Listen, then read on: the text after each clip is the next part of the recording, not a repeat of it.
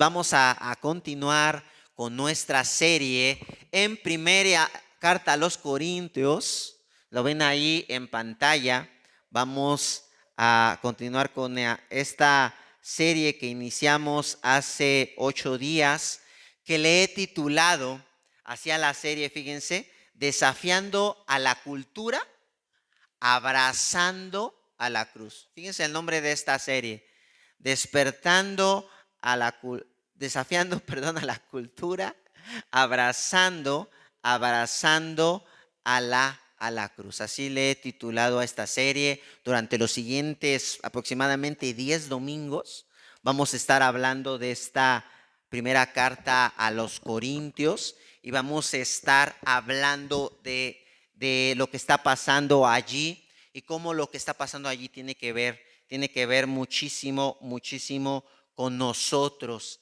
Y hace 8 días mencionaba que el mensaje del apóstol Pablo a la carta a los Corintios se puede resumir en una frase. Fíjense bien, el mensaje del apóstol Pablo a la carta a los Corintios se puede resumir en la siguiente frase: la cultura de la ciudad de Corinto necesita redención. Eso es lo que está diciendo el apóstol Pablo a los Corintios, lo que nos está diciendo a nosotros. En esta carta, lo que el apóstol Pablo está describiendo en cada página es que nosotros nos demos cuenta que la ciudad de Corinto está totalmente rota, totalmente rota. ¿Y por qué afirmamos esto? Hace 8 días decíamos que la ciudad de Corinto estaba llena de individualismo. Había muchas personas que buscaban su propio bienestar y que los demás no les interesaban. Así es que la cultura en Corinto era tremendamente individualista. Era una ciudad llena de injusticia. No se respetaban las leyes, pero también era una ciudad que se caracterizaba por la inmoralidad sexual. Era una ciudad donde se rendía el culto a una diosa llamada Afrodita, y esta diosa tenía como sacerdotisas a mujeres que ofrecían sus cuerpos a los hombres que iban a rendir culto a ese lugar. Entonces imagínense cuántos hombres iban a esa iglesia de Afrodita, y muchas personas también vivían en inmoralidad sexual, tenían muchos esposos, muchas esposas, no estaban casados. Entonces esto era tremendo.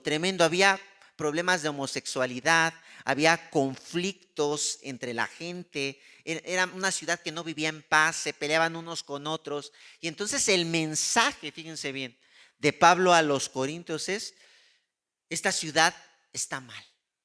Pero hay un mensaje al fondo de ese mensaje, y es: la iglesia está mal también, porque se está dejando llevar por la ciudad, por la forma de vivir de esa ciudad. Así es que el apóstol Pablo le da un mensaje a la iglesia de Corintio, y el mensaje es: ustedes tienen que confrontar la manera de vivir de esa ciudad. No pueden dejar que los principios de esa cultura se impregnen en la vida de la iglesia. Y ese es el mensaje también que tenemos hoy. No vivimos en una cultura tan diferente, vivimos en una cultura que nos está diciendo muchas cosas que no son verdad. ¿Y qué vamos a hacer como iglesia? Decir que esta cultura necesita redención también. Así es que vamos a la primera carta a los Corintios, capítulo número 1, y vamos a darle lectura de los versículos 10 al 17. Repito, primera carta a los Corintios, capítulo número 1, y vamos a leer de los versículos 10 al 17.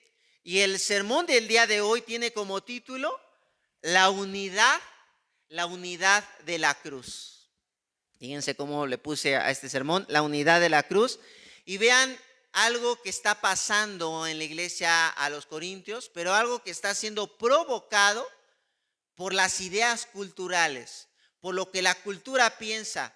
Y entonces muchos cristianos, de manera muy intencional, están optando estos principios. Y vean lo que está pasando en la iglesia de Cristo.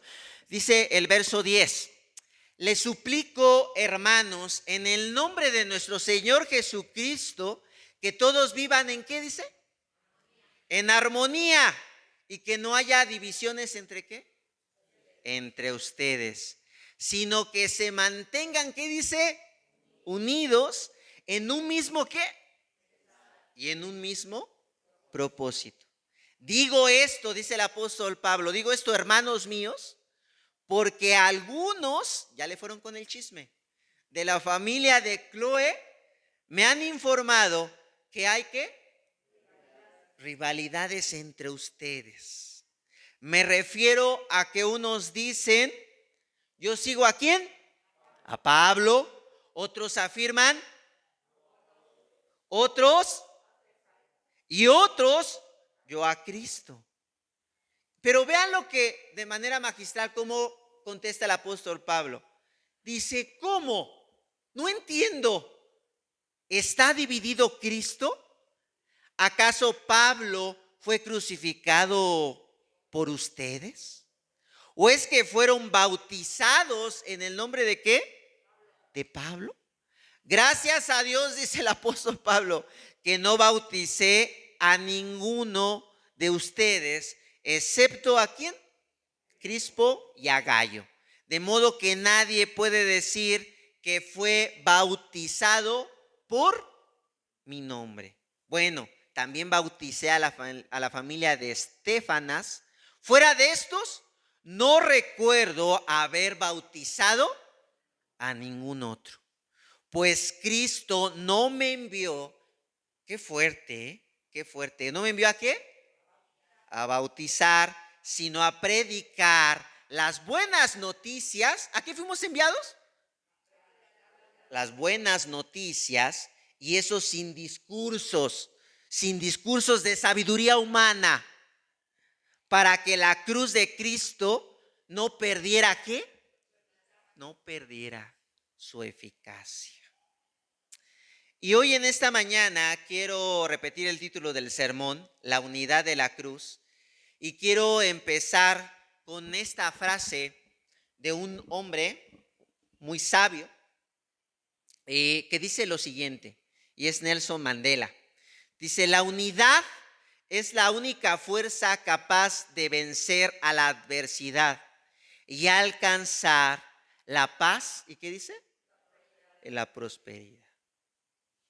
Nelson Mandela no era un creyente, pero él está consciente de que la unidad es importante. Sí. Cuando las personas trabajamos juntas, obtenemos resultados asombrosos. ¿Están de acuerdo? ¿Están de acuerdo o no? Sí. Un ejemplo de unidad, por ejemplo, a nivel mundial, es una asociación de médicos, quizá la han escuchado, llamada Médicos Sin Fronteras. Esta asociación reúne al personal de salud de diversas nacionalidades para brindar atención médica en las crisis humanitarias, ¿no? Cuando un país está pasando por algo terrible, de alguna enfermedad o algo, esta asociación va y ayuda a las personas. Médicos de diferentes países se han reunido sus esfuerzos para ayudar principalmente a muchos países en el África. Qué hermoso es escuchar cómo la unidad trae buenos resultados. Otro ejemplo es el trabajo de una organización llamada Save Children. Esta organización, ¿sí?, trabaja para ayudar a los niños más desprotegidos a nivel mundial, en el ámbito de la salud, pero también en el ámbito de la educación. Así es que un grupo de personas tuvieron sus recursos para ayudar a los niños que están pasando un momento muy crítico en su salud o en su educación. Así es que nadie de los que estamos aquí, amigos, podemos negar que la colaboración es importante, ¿cierto? Pero si somos honestos, la unidad en las personas es poco frecuente. Es muy intermitente. Porque casi la mayoría de nosotros pensamos primero en nuestros intereses personales que en nuestros intereses colectivos. Eso lo podemos ver desde nuestra familia. Nuestra familia no es unida, ¿por qué? A veces. ¿Por qué tenemos problemas? ¿Por qué tenemos conflictos? Porque pensamos primero en quién. En nosotros. No pensamos en cómo se siente mi esposa, no pensamos en cómo se sienten mis hijos. Mientras yo me sienta bien, todo está ¿qué? Todo está bien, es correcto. Entonces esto trae división, trae desunidad. Y no solamente en la familia, también en ¿dónde? En el trabajo. Fíjense. ¿En el trabajo de qué forma? ¿Quién debe de sentirse bien en su trabajo? Yo. No sé por qué mi patrón no me entiende. No sé por qué no entiende que yo estoy cansado. Pero no nos ponemos a pensar que el patrón también tiene derechos, ¿no? No nos ponemos a pensar de que el patrón también, a lo mejor, si tú tienes un patrón, él te exige, pues porque también él tiene que sacar adelante su negocio. ¿Te das cuenta? ¿Te das cuenta cuál es el principio de la desunidad? Ahora, ¿también esto pasa en la iglesia?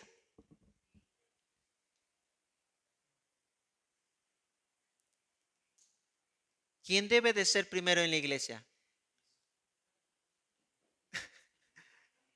¿Quién? Cada quien, exacto. Si esto me gusta, si lo que está diciendo la iglesia me gusta, entonces yo le entro. Pero esto no me gusta. ¿Se dan cuenta por qué empiezan estas divisiones? Primero soy yo y los demás no importan. Así que la pregunta en esta mañana es, ¿cómo llegamos a vivir esa unidad? Porque tú y yo la anhelamos, ¿cierto? Tú y yo queremos vivir así, pero no podemos. ¿Cómo llegamos a vivir esta unidad? ¿Es posible alcanzar esta unidad o nos damos por vencidos? O decimos, no, pastor, sabe que yo lo he intentado y mi familia sigue siendo la misma, mi trabajo sigue siendo el mismo y mi iglesia sigue siendo la misma. ¿Cómo llegamos a alcanzar esta unidad? 3 cosas hablaré en esta mañana acerca de la unidad. Primero, el llamado a la unidad. Segundo, el origen de la unidad. Y el tercero, el impacto de la unidad. El llamado, el origen, el impacto. Vamos al primer punto, el llamado a la unidad. Vean cómo lo dice el apóstol Pablo, Dicen que a veces, dicen, no, pues es que es un mandato y lo tienes que hacer. Pero vean cómo lo dice el apóstol Pablo. Les suplico, hermanos, en el nombre de nuestro Señor Jesucristo, que todos vivan ¿en qué? Y que no haya divisiones entre ustedes, sino que se mantengan unidos en un mismo ¿qué? Pensar y en un mismo propósito. Digo esto, hermanos míos, porque algunos de la familia de Chloe me han informado que hay rivalidades entre ustedes. Me refiero a que unos dicen, yo sigo a Pablo, otros afirman, yo a Apolos, otros yo a Cefas y otros yo a Cristo. En estos versículos encontramos una verdad que viene y golpea nuestros corazones. Porque esta verdad tiene que ver contigo, tiene que ver conmigo, no tiene que ver simplemente con la iglesia en Corinto. ¿Y cuál es esta verdad? El individualismo, amigos, dirige el corazón de nuestra cultura. Escucha, el individualismo dirige el corazón de nuestra cultura. Pablo en estos versículos expone la forma natural en la que vivimos las personas. ¿Y cuál es la forma natural en la que vivimos las personas? Seas creyente o seas no creyente. Si tú estás viniendo y estás conociendo la fe, vas a estar de acuerdo conmigo que los que estamos aquí nos la pasamos peleando? ¿O estoy exagerando?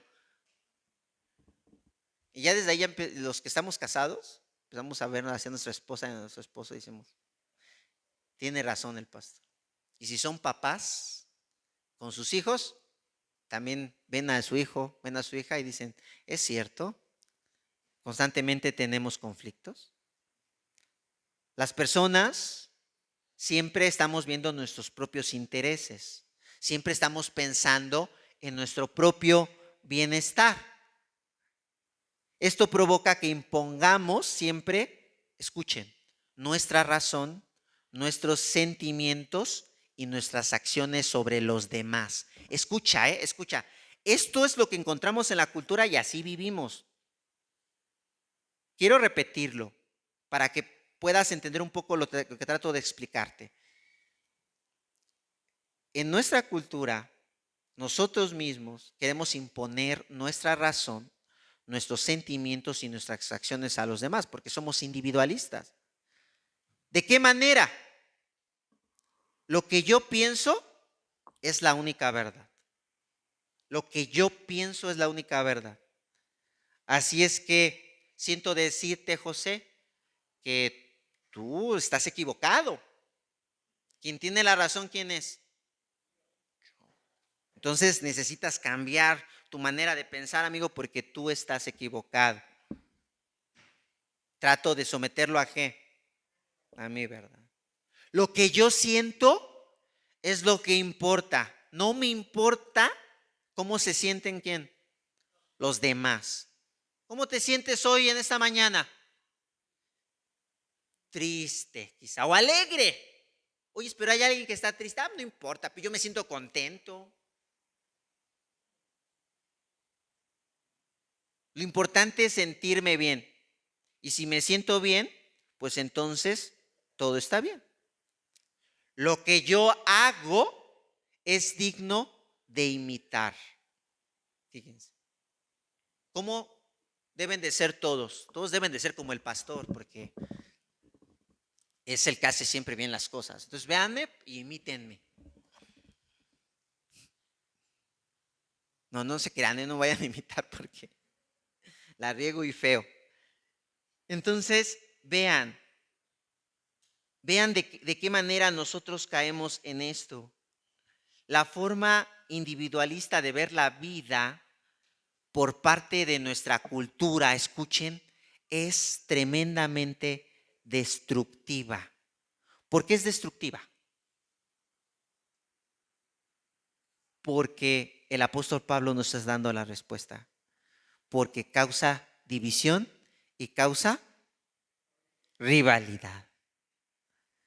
Así es que la pregunta en esta mañana para ti que estás aquí, estás escuchando este mensaje es, ¿puedes ver cómo tu individualismo te está destruyendo, pero también está destruyendo a otros?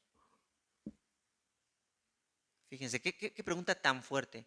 ¿Puedes pensar cómo el pensar en ti mismo te está destruyendo, pero también está destruyendo a otros, a los que están a tu alrededor?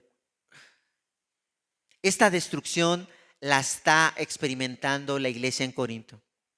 Pablo está asombrado de cómo la iglesia está viviendo en el individualismo cultural.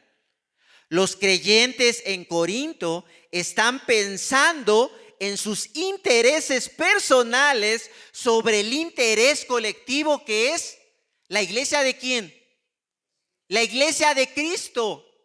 Ellos están pensando no en el beneficio de la iglesia, no en el beneficio del colectivo, sino en el beneficio personal. Por eso, en los versos 11 y 12 dice, digo esto, hermanos míos, porque algunos de la familia de Cloé me han informado que hay rivalidades entre ustedes. Me refiero a que unos dicen, yo sigo a Pablo, otros dicen, yo sigo a Apolos, otros dicen, yo sigo a Cefas, y otros dicen, yo sigo a ¿quién?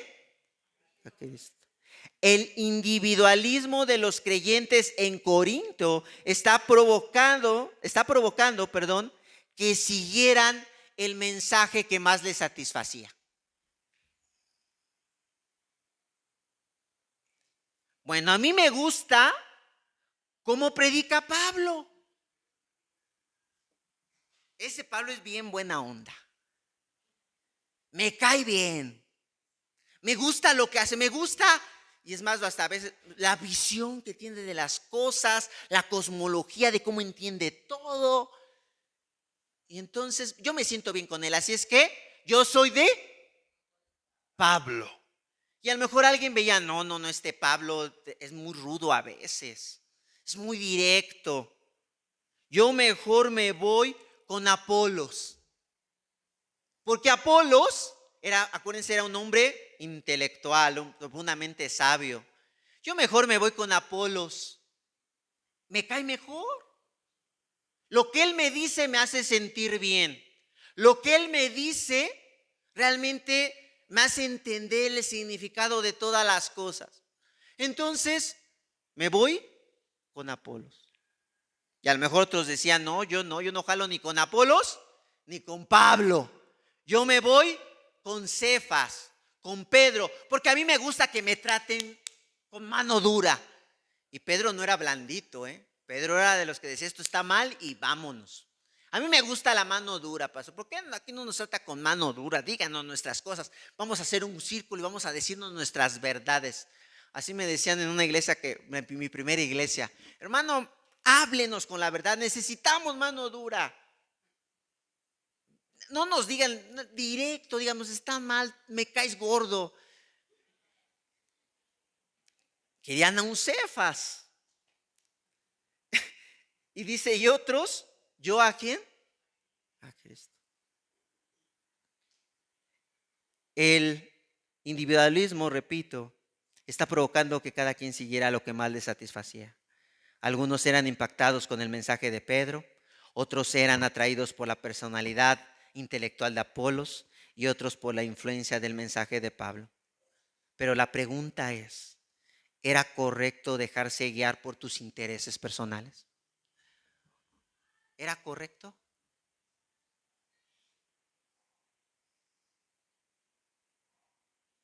No era correcto. Pablo quiere dejar en claro que no se trata de lo que cada uno le conviene, sino lo que Cristo pide de su iglesia, aunque esto vaya en contra de tus intereses.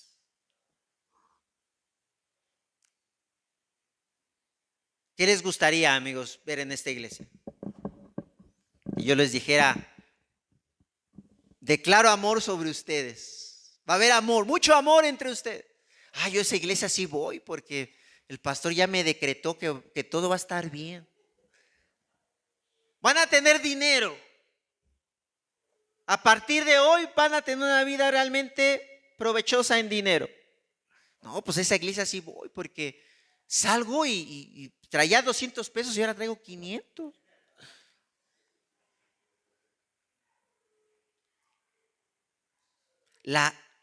El consumismo que tenemos los creyentes habla de nuestro individualismo. Muchos de nosotros venimos a la iglesia para sentirnos ¿qué? Bien, para cubrir nuestros intereses personales. Y cuando no los cubre, ¿qué pasa? No funciona. No funciona. Ya no me hago aquí, ¿no? Entonces, eso es algo bien fuerte de lo que está pasando en la iglesia de Corintio. Esta división está causando esto. No era correcto. Pablo quiere dejar en claro que no se trata de lo que a cada uno le conviene, sino lo que Cristo pide de su iglesia, aunque esto vaya en contra de nuestros intereses.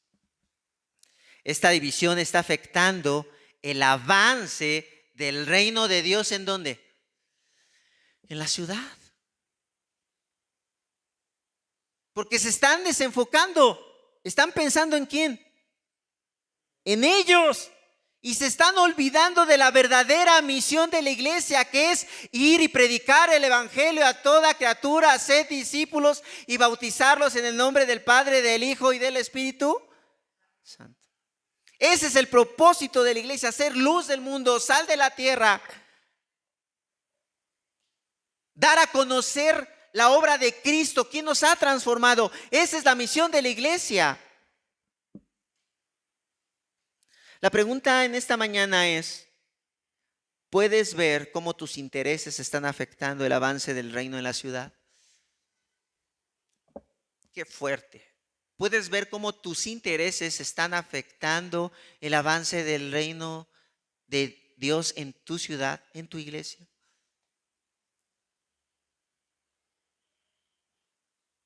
Es algo bien tremendo. Y hoy tenemos que pedirle perdón al Señor porque realmente no pensamos en los demás. Realmente siempre pensamos ¿en quién? En nosotros mismos. Señor, perdónanos, no queremos seguir causando división. No queremos seguir causando división.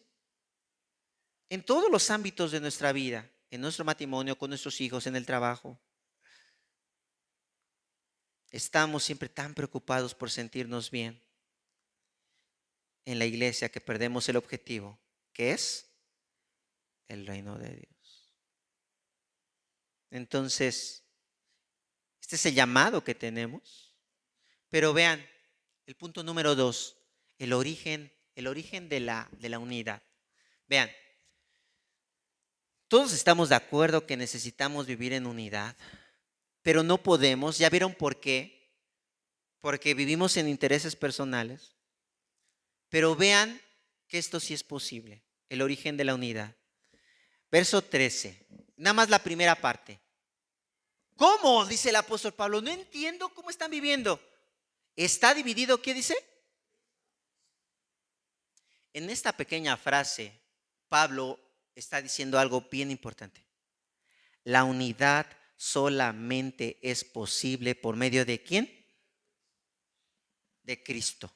Fíjate, no sé si me lo creas, a lo mejor está diciendo, ay, pastor, siempre lo dice esto cada 8 días. No, quiero que escuches. La unidad es posible en Cristo. Pablo sabe que la división en Corinto tiene una esperanza. ¿Y cuál es la esperanza para que ellos vuelvan a reunirse? Jesús. ¿Cuál es la esperanza para que tu matrimonio del conflicto pueda haber unidad? Cristo. ¿Cuál es la esperanza en que tú estés peleado con tu hijo y ya no lo hayas visto durante 10 años? Cristo. ¿Cuál es la esperanza de dos hermanos peleados y que no se pueden ni ver? Cristo. Pero seguramente tú en esta mañana estás diciendo, ¿por qué? A ver, pastor, ¿por qué la esperanza para las rivalidades constantes en las que vivimos las personas es Cristo? ¿Por qué no nosotros? ¿Por qué no simplemente obedecemos el mandamiento ama a tu prójimo como a ti mismo y órale, vamos a hacerlo? ¿Por qué insiste en que es Jesús? Y hoy quiero insistir en que solamente en Jesús encontramos la unidad, porque si somos honestos y miramos a la humanidad sin Cristo, podemos decir que hemos fracasado. Hemos fracasado los seres humanos en tratar de lograr nuestra unidad. ¿Cierto? ¿Hemos fracasado o no? Si eres honesto, piensa en tu matrimonio.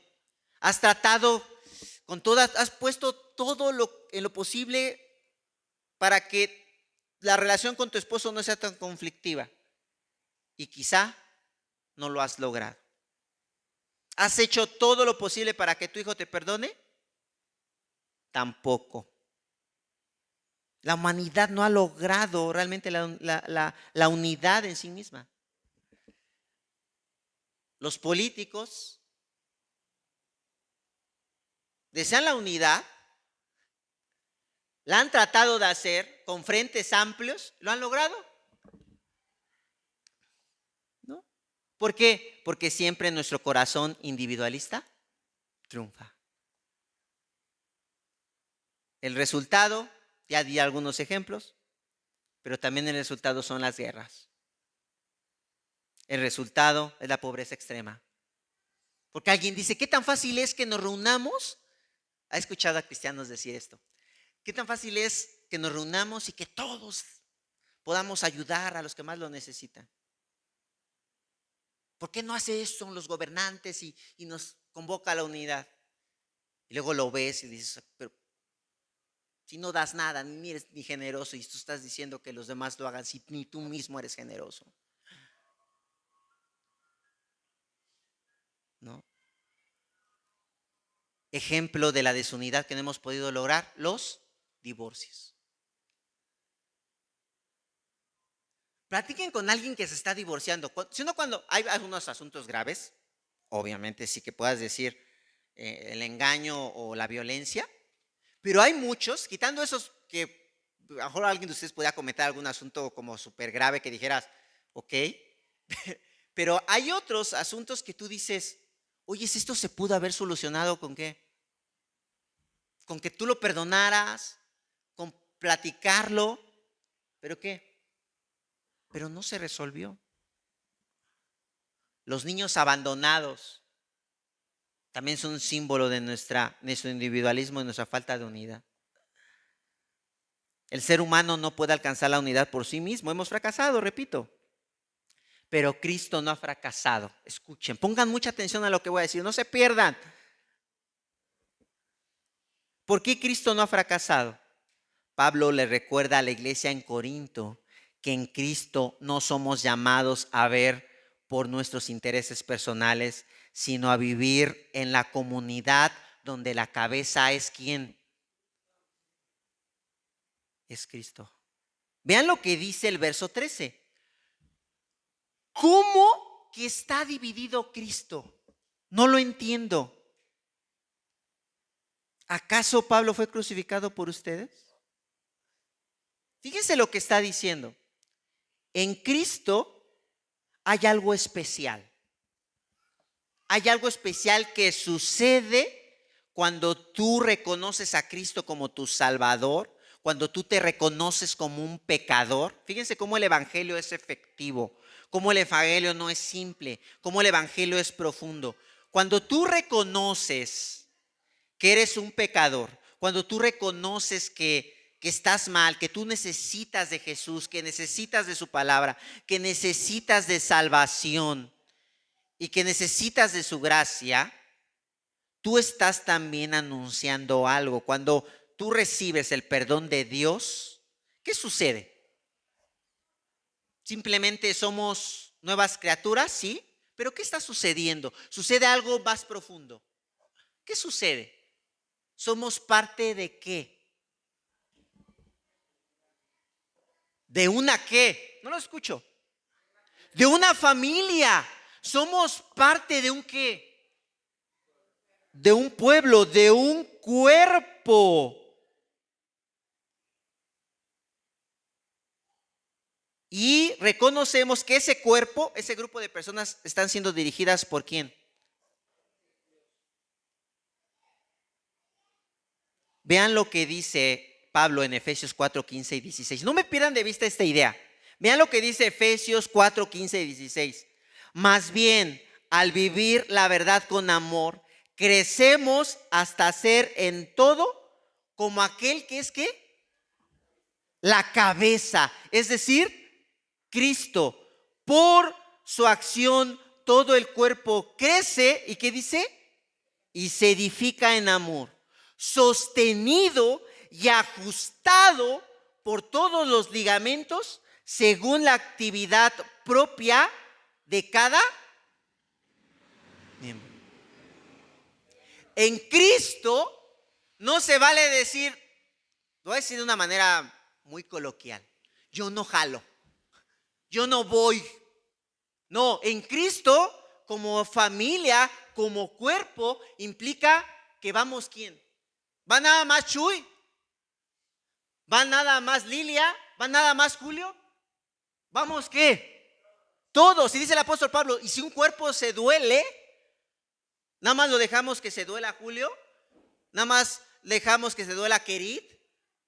¿Vamos qué? Todos. Porque somos un cuerpo. Y no sé si me están entendiendo, pero estoy diciendo algo bien fuerte.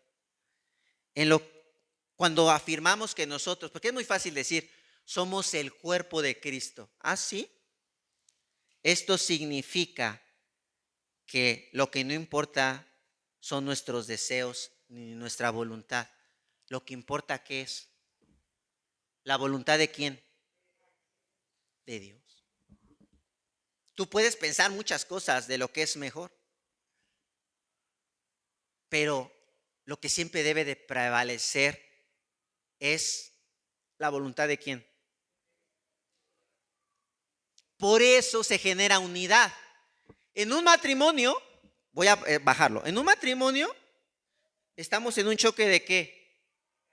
De caracteres, de voluntades. Yo quiero hacer mis gustos personales, mi individualismo. Esto es lo correcto, esto es lo correcto. Pero cuando entiendes, cuando estas dos personas entienden que son parte de un cuerpo y de una comunidad que es la iglesia y que es Cristo y que se deben someter a ella, ¿las cosas cambian? ¿Sí? Porque digo, quizá esto es lo mejor para mí, pero Cristo me llama a perdonarte, pero Cristo me llama a amarte, pero Cristo me llama a servirte, pero Cristo, ¿se dan cuenta cómo cambia todo el panorama? Si tú no has visto a tu hijo durante 20 años y no lo has perdonado, ¿cuánto cambia cuando Cristo está ahí? Porque es Cristo el que dices, este hijo de sangre me cae muy mal porque me hizo mucho daño. Pero en Cristo es parte de la familia de Dios. Y es parte también de mi familia. Y entonces yo tengo que perdonarlo. ¿Se dan cuenta cómo Cristo sí es importante para crear unidad?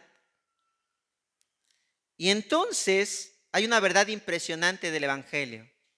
En Cristo nuestra individualidad es despreciada para vivir en comunidad ¿con quién? Con Él.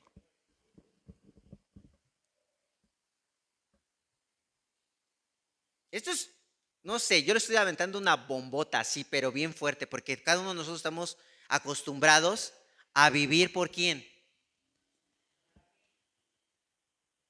Y yo les estoy diciendo que debemos de pensar, como dice Pablo, piensen como uno mismo, con un mismo propósito.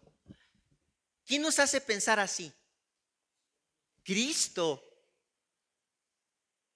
Nos hace poner de acuerdo, nos hace decir, ¿sabes qué, Mirna? O sea, este problema no lo vamos a resolver solo. Creo que tú tienes la razón, yo tengo la razón, pero quien tiene la mayor razón de esto es Dios. Y vamos a seguir la voluntad de quién? De Dios.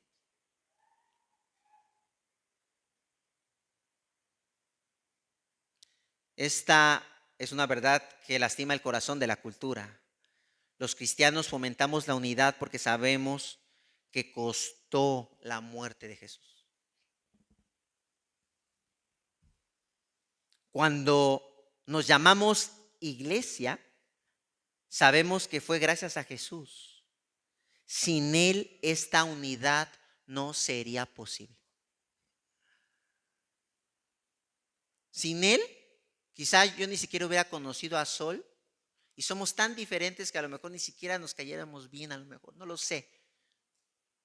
Sin Cristo, ni siquiera a lo mejor hubiera conocido a Efraín. ¿Sí? Y trabajaríamos juntos porque Él tiene visiones tan diferentes.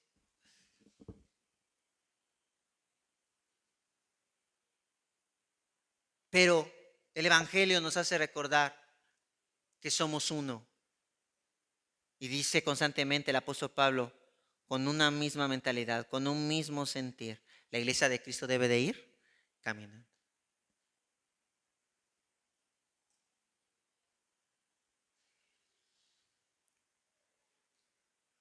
Gracias, Señor, porque es posible caminar juntos. Es posible porque sí podemos pensar en el otro. Sí podemos hacerlo. Porque sí podemos apoyarnos, iglesia. Es real. Esto es real. Porque podemos tener una misma mente. Sí es real. Pero tenemos que poner a Jesús enfrente de nosotros. Recordar que Él es cabeza de su. No Leonel. Leonel no es cabeza de la iglesia. No vengan a la iglesia por mí. No vengan porque yo mañana puedo morir. No vengan por mí. Vengan por el autor y consumador de la vida, que es Cristo Jesús. Dice un teólogo apellado Bonhoeffer, dice lo siguiente: la unidad del cuerpo de Cristo no solo es un ideal, es una realidad en Él, ya que como su cuerpo, caminamos ¿en qué?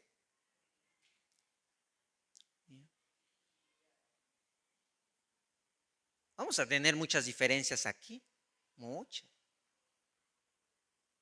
Pero ¿quién es el que nos hace decir un mismo sentido, un mismo pensar? Cristo. ¿Quién es capaz de decir,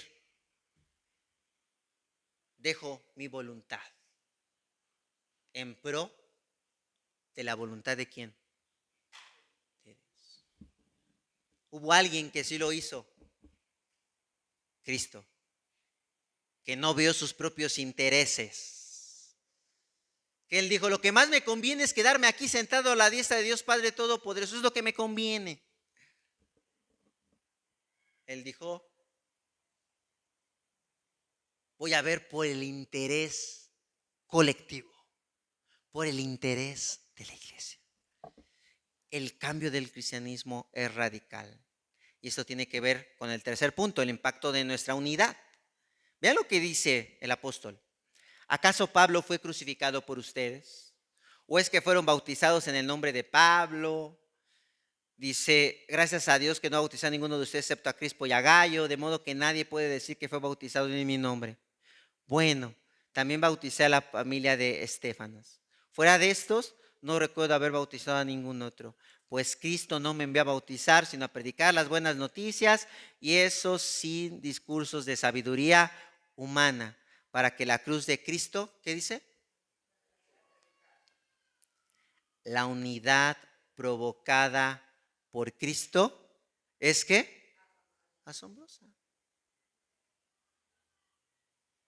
Tanto que Pablo no ve sus intereses personales, ¿eh? Porque imagínense cómo se había sentido Pablo cuando dijeron, nosotros seguimos a Pablo. Ha de haber dicho, ¿en serio? Pues vénganse. Ha de haber sentido muy bien, ¿no? Pero él dijo, no, a ver, momento. Yo no vine aquí a hacer mi propio reino. ¿Vine a qué? A predicar el reino de Dios, a darle su lugar a Él, para que la cruz no pierda ¿qué? Eficacia. Pablo recarga a la iglesia de Corintio que la unidad del cuerpo de Cristo no tiene precedentes, ¿eh? No es Él quien lo ha logrado, sino ¿quién? Jesús. Es Cristo quien debe de llevarse todos los créditos. Así es que si tú dices, pastor, pues mi familia está muy bien, no peleamos pero poquito, no te lleves tú el crédito, sino di gracias. Y si no la tiene, trae a Dios a tu familia, trae a Dios a tu vida. Estas noticias sin duda empujan a nuestra cultura a creer en Él. ¿Por qué? ¿Quién no anhela unidad? Ya lo habíamos empezado con esa pregunta. Todos. Así que la iglesia de Corintio, con sus divisiones, estaba alejando a la gente ¿de quién? Jesús. ¿Qué de extraordinario tiene el cristianismo? Si ustedes están peleando, si ustedes se dividen, ¿a quién me vas a predicar? La pregunta fuerte en esta mañana para nosotros es, ¿estamos empujando a nuestra cultura para creer en Jesús? O nos ven como corintios peleándonos y dicen, "No, hombre, cristiano, lo último en la vida".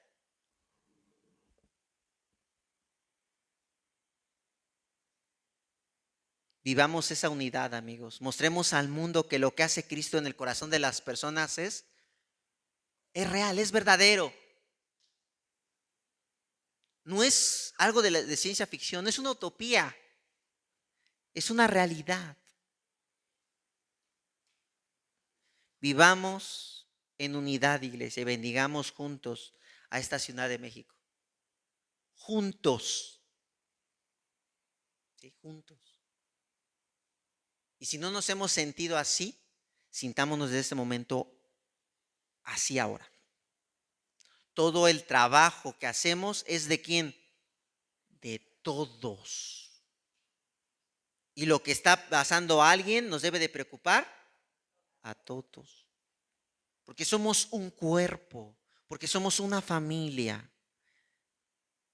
Y termino con esta frase de George Whitefield que dice, la unidad del cuerpo de Cristo es una fuerza que ningún enemigo puede resistir. Cuando los creyentes están unidas a la verdad, Dios obra poderosamente. Por eso la iglesia primitiva todos veían y decían, oigan, estos cuates están caminando juntos, se duelen unos por otros, se preocupan. Nosotros queremos ser parte de esa comunidad. Así es que, familia, vengamos a Cristo y reconozcamos que en Cristo es esa unidad que tanto necesitamos. Amén. Vamos a orar ahí en nuestros lugares. Señor, estamos aquí hoy delante de ti, reconociendo nuestros intereses personales que a veces hay en nuestro corazón. Señor, perdónanos porque la realidad, Señor, es que nosotros siempre pensamos en nosotros mismos y no en los demás.